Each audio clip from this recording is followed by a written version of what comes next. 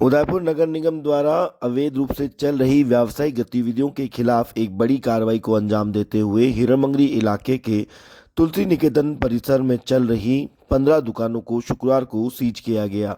Seize से पहले निगम कर्मचारियों ने गुरुवार देर शाम दुकानदारों को नोटिस दिए कि 24 घंटे के अंदर अपनी दुकान खाली कर दे। यह नोटिस मिलने के बाद दुकानदार सख्ती में आ गए और उन्होंने तुलसी निकेतन समिति के पदाधिकारियों से बात करने की कोशिश भी की, लेकिन उन्हें कोई संतोषप्रद जवाब नहीं मिला।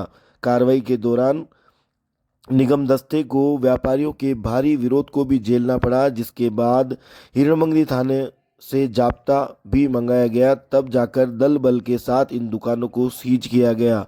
इधर व्यापारियों का कहना है कि वो पिछले 18-20 साल से और कई व्यापारी 2 से 5 साल से यहाँ अपना व्यवसाय कर रहे हैं और दुकान चला रहे हैं। कुछ ही समय पहले उनकी दुकानों की रजिस्ट्री भी हुई है और उन्होंने अपना टैक्स भी जमा कराया है। अगर ये दुकानें अवैध थी तो निगम पिछले 20 साल से क्या कर रहा था। वहीं दूसरी तरफ यह भी आरोप लगे हैं कि समिति ने उन्हें अंधेरे में रखा और अगर इस ज़मीन पर किसी तरह का विवाद था तो फिर रजिस्ट्रियाँ क्यों करवाई गई। हालांकि इन सवालों के फिलहाल किसी के पास कोई जवाब नहीं है, क्योंकि निगम अधिकारियों का कहना था कि लंबे समय से तुलसी निकेतन समिति को नोटिस दिया जा रहा था कि उन्हें यह ज़मीन सिर्फ हॉस्टल चलाने के लिए दी गई थी, लेकिन उन्होंने यहाँ पर व्यावसायिक गतिविधियाँ चलाने के लिए दुकानें खोल दी जो नियमों के विपरीत है। गवर्नमेंट पैसे ले लिया, नगर निगम ने टैक्स पैसे लेने के बाद तुम सीज करने आ गए और ये दादागिरी लगा है। नगर निगम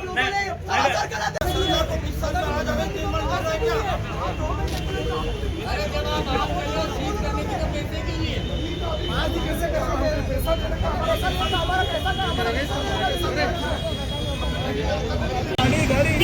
पैर को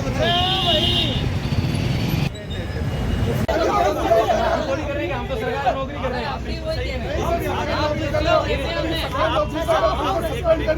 कर देगी वो, कोई बात नहीं। हमारी भी प्रॉपर्टी नहीं है, हम भी नौकर है, हमने पैसा दिया है। तो रात को एक रात में कोई दुकान खाली और हमको आज संस्थान की तरफ से अभी तक कोई भी क्लियरेंस नहीं है, क्या हो रहा है क्या नहीं हो रहा है। हम लोग अभी मतलब यहाँ संस्थान से कोई आया भी नहीं है हमारे लिए। ये आधी दुकानें खाली हो चुकी है और सब लोग परेशान हैं यहाँ पे। ठीक है। हम लोगों को भी, मेरे को तो अभी तक कोई नोटिस का पता ही नहीं था। मुझे रात को 10 बजे मालूम पड़ा, जबकि मेरे भैया और ये लोग 6 बजे 7 बजे दुकान बढ़ा के आए। जब 6 बजे इन्होंने ज़रूर बोला था कि यहाँ कहीं नोटिस चिपका रखा है बाहर। हम लोगों को कोई नोटिस नहीं दिया है और मेरे हस्बैंड की भी डेथ हो चुकी है और 4 साल से मैं यहीं पर काम कर रही हूँ और मेरे को कोई दूसरा मेरे पास कोई भी रोजगार नहीं है। आपकी दुकान किराए पे? हमारी दुकान किराए पे, पर 15 साल से हम लोग यहाँ पे काम, 15-18 साल से हम लोग यहीं पे काम कर रहे हैं। सारे दुकानदार तो अभी आप दुकान खाली कर रहे हो, अब क्या करोगे आगे, क्या सोचा है? अभी हम खाली कर रहे हैं, लेकिन हम आगे लड़ेंगे इसके लिए। ऐसा थोड़ी ना कि ऐसे तो आज 18 साल से हमारा बिजनेस है हम लोगों का, तो हम लोग को ऐसे ही थोड़ी छोड़ देंगे कि या अगर कोई ही लिगर थी ये की तो 18 साल पहले खाली करवा लेते हमारे से। एक्चुअली खाली तो दुकान का ऑब्जेक्ट खाली करना होता नहीं है, क्योंकि आज समाज के आपस के पक्षकारों के बीच झगड़ा जो हो रहा है उसका खामियाजा अननेसेसरी 15-16 दुकानें हैं, उन सब परिवारों को भुगतना पड़ेगा। और उनके साथ में बहुत सारे दूसरे लोग भी जो रोजगार पा रहे हैं, वो जो आश्रित हैं उनको भी सबको यहाँ से एक बार बंद करना पड़ेगा अपना कारोबार। लेकिन समाज के झगड़े में बेसिकली बेचारे दुकानदारों और बिजनेसमैन का क्या नुकसान। अब समाज के झगड़े में अगर चीज़ कोई थी तो आज जो भी कमर्शियल एक्टिविटी जहाँ पे भी हो रही है उसको रेगुलराइज कर रही है सरकार, उसको रेगुलराइज करके ख़त्म कर दी मैटर को। पर ये आपस में समाज का जो मैटर इतना बढ़ चुका है कि आज ये नौबत आ गई कि 15 लोगों को दुकानें खाली करनी पड़ रही है अपनी। और नोटिस जनवरी में इन लोगों को इशू किया गया है, समाज के अध्यक्ष को भी इशू किया गया, इन लोगों ने हमको इन्फॉर्म नहीं किया। अब जब जनवरी में नोटिस इशू किया अभी तक नहीं किया और आज रात को अगर ये बोलते हैं कल सुबह दुकानें खाली करनी है तो कितना मुश्किल सबको हो जाता है। तीसरा ये कि जब दुकानें खाली करनी थी तो इन लोगों को रजिस्ट्री कराने की कहाँ जरूरत थी। चलो वो भी ठीक है, एक मिस्टर सोनी है कि किसी ने उन्होंने निगम में लेटर लिख दिया कि सब फायर ब्रिगेड की सुविधा नहीं है, उसका पैसा भी समाज दुकानदारों ने सबने जमा करा दिया। अब इतना पैसा जमा कराने के बाद, सारा डिपॉजिट देने के बाद फिर एक रात को पता चलता है कि सुबह दुकानें सीज कर दी जाएगी और वो दुकानें खाली करनी पड़े तो कितनी तकलीफ सबको होगी। और इनका खामियाजा मुझे नहीं लगता कि इन सब रसूखदारों और जो समाज के ठेकेदार बने हुए हैं, इन ठेकेदारों के झगड़े में बेचारे कितने लोग बेरोजगार हो रहे हैं आज, ये किसी को नज़र नहीं आ रहा। आज पूरी दुनिया में कमर्शियल एक्टिविटी हो रही है, उन सबको सरकार रेगुलराइज करी, तो इनको भी ऑप्शन देना चाहिए था।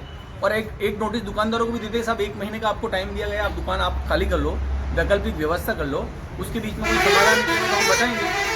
तो ये सब जानकारी एटलीस्ट दुकानदारों को भी देनी चाहिए थी। और ये समाज के जो ठेकेदार बने हुए हैं, ये ठेकेदारों को मुझे नहीं लगता कि समाज के इन पक्षकारों को इनकी सीट पे बैठने का अधिकार भी देना चाहिए। ये सब आपसी झगड़ों में कितने लोगों का नुकसान कर रहे हैं, कितने लोगों को बेरोजगार कर रहे हैं, किसी को पता नहीं। आपकी रजिस्ट्री कब हुई सर?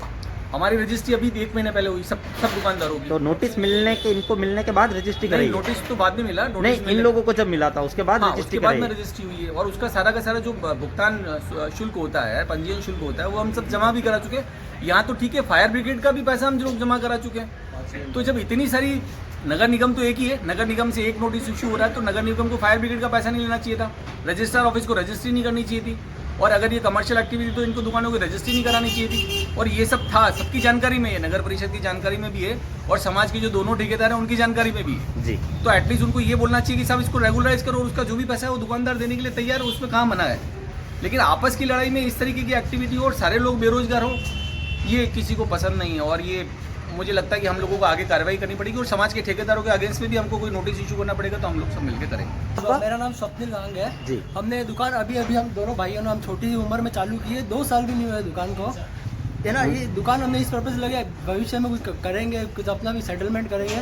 2 साल दुकान लगाई और 2 साल जमाने में हमको जितना टाइम लगा 1-2 मिनट में इन्होंने दुकान की ऐसे ही करवा दी है और अंदर से कोई इन्फॉर्मेशन नहीं, कुछ भी नहीं। और जबकि 15 दिन पहले हमने रजिस्ट्री करवाई है, अंदर से ट्रस्टी बोले अब तो कोई दिक्कत नहीं है, पक्की रजिस्ट्री हो चुकी है आपकी, कभी भी आपकी दुकान 5 साल तक कोई दिक्कत नहीं आएगी, हमारा सब मैटर निपट गया। और अभी ये 5 मिनट में आगे नोटिस लगा के चले गए और बोलते हैं कि 5 मिनट में दुकान खाली करो। क्या ये पॉसिबल है चीज़? मुझे भी आप बताओ।